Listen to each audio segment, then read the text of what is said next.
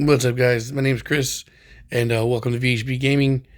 Doing a quick breakdown, cost breakdown, and showcase of the recent i7 4790K build I just did. I do kind of a mixture of budget building and gameplay footage. I don't have a very good microphone right now on my headset, so I'm not really doing any kind of commentary on the my gameplay. So it is just clips of gameplay footage when you see me doing it, not really talking about it. Like I just said, just not talking about it, right? So I've recently uploaded a bunch of videos with this build using a 980 GTX 980, which is currently equipped. I also used a GTX 1080 and an RTX 3050.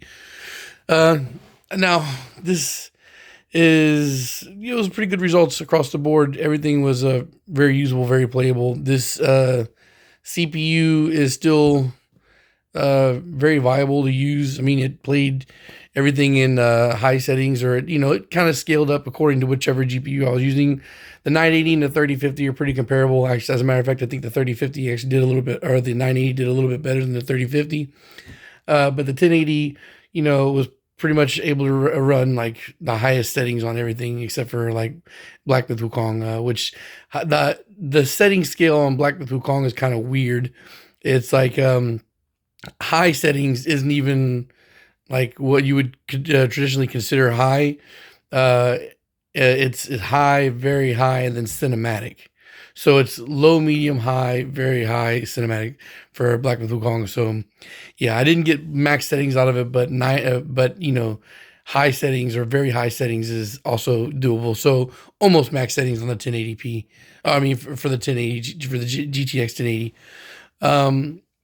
So this particular build, I kind of sacrificed maximum budget for aesthetics.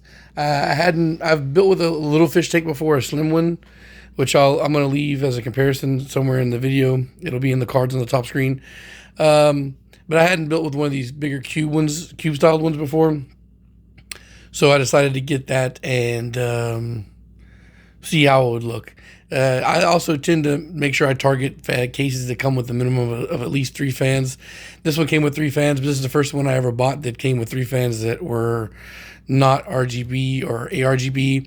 So again, I like to target PC cases that are already fan equipped and already with ARGB, because I absolutely hate the solid fixed state rainbow RGB shit. I tend to avoid that like the plague. So there's that. So I got the fish tank style, but sacrificed ARGB. This fan right here is RGB, which is rainbow fixed, but it is what it is. I bought it at, I thought it was a pretty good price at the time, and yeah, it was a really good price. So let me go ahead and I'll go ahead and talk about breaking down the price here.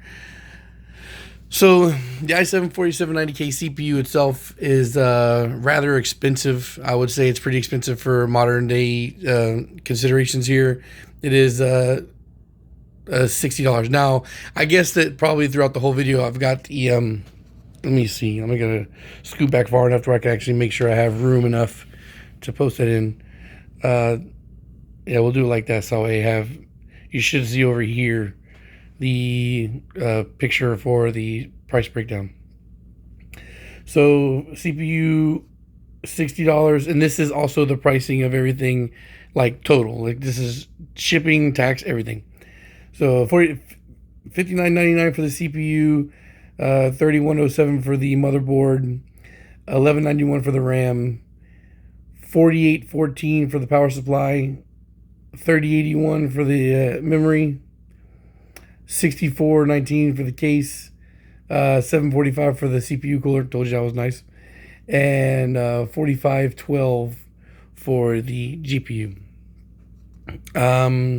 Yeah, so I've also talked about that in other videos, how the 980, I believe, is like, if you're building a budget gaming rig, like it's kind of hard to beat the GTX 980. The GTX 980 plays like Fortnite on high settings, well above 60 FPS.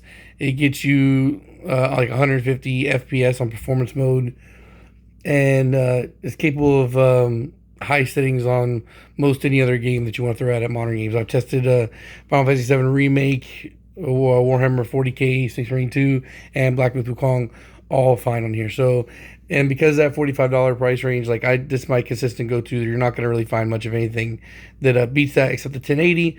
But the 1080 has the most variations in price on the market.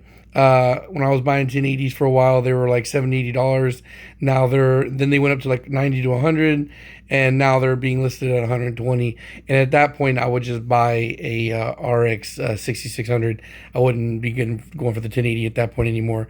So I would say that's why I can still say that the 980 is still the go-to budget gaming GPU versus something like the 1080, because the 1080 is so popular because it does work so well that it keeps fluctuating in price, and it keeps going up. And once an old school GPU crosses $100 threshold, I don't want anything to do with it anymore. There's just too many newer options that perform at the same level or better at that price range. So I did a review for the 4790K. I guess I can link it in here, but I'll go ahead and reiterate here. This is a $300 or just under $300, $298.68 it cost me to do this build, and it was great. It looks good, and of course there are things you could do to make this build even cheaper. Like you can go with a cheaper case. You can get $30 cases. But then again, usually once you go that low, you are looking at needing to buy more fans to kind of supplement what you're losing there. So again, like I'm gonna do some more reviews on some other PCs I built that I haven't talked about.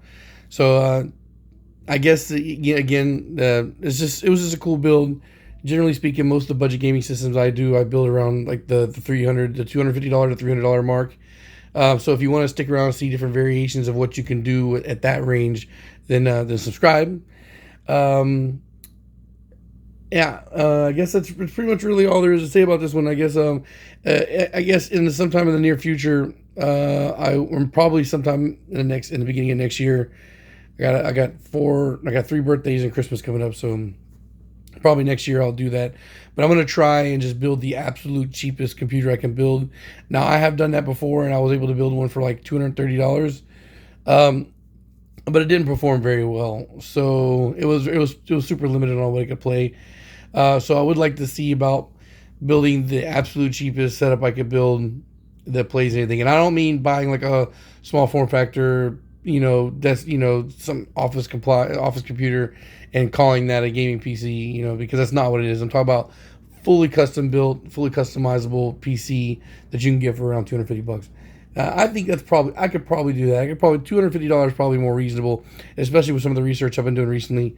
But yeah, it's just going to be something that comes along down the line. The holidays are coming, and I got to be a little more careful on what I'm spending money on here.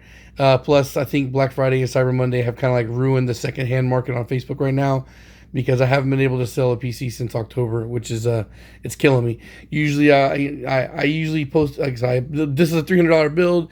I have a poster for $400. What I do is I take the money from the sell and I use it to build a couple more PCs. Right now, of course, it's not going to build completely 2 PCs, but I generally, right, especially now, I have a lot of parts laying around. So even though it's still going to be another, probably $300 build. If I've already got some parts laying around, that means I only got to spend like $150 to finish what I've already got.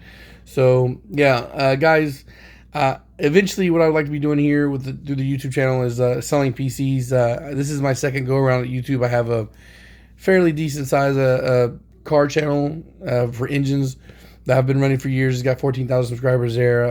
I was able to make like $80,000, not through monetization, because my monetization isn't that great from that channel, but just selling engine parts and building engines for people.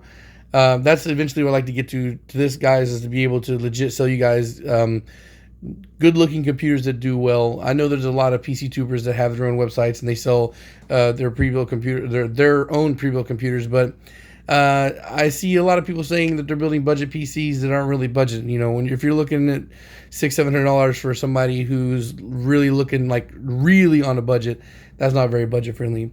Now, I will list some computers on Jawha, but Jawha has fees and whatnot, guys. So I have to overinflate it for more than I would normally sell it for, just so that way I can still actually make a little bit of profit. I got to be able to make at least $80 profit, or it's just not worth going through all the hassle to sell.